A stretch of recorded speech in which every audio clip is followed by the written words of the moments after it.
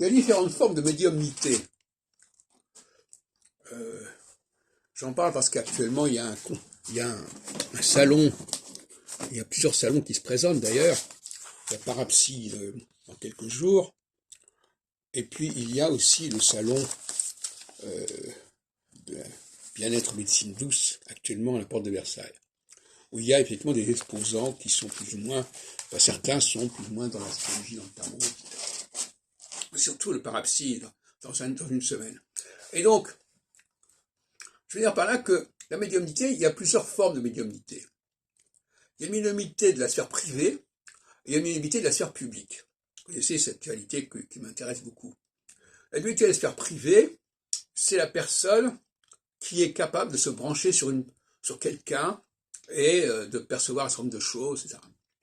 On connaît.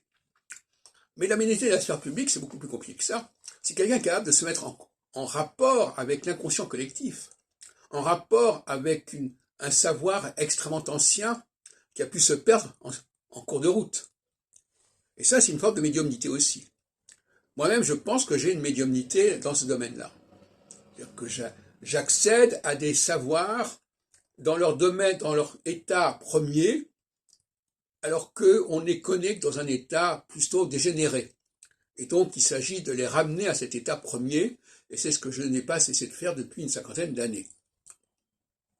Donc, pour être alors, soit on est un astrologue de terrain, on donne des consultations, et là, on est dans une forme d'astrologie de la sphère privée, soit on est dans un chercheur en astrologie mondiale, par exemple, et à ce moment-là, on est dans la sphère publique. Et ce sont deux tempéraments complètement différents, des capacités, des dons complètement différents, et comme je répète encore une fois, des médiumnités complètement différentes.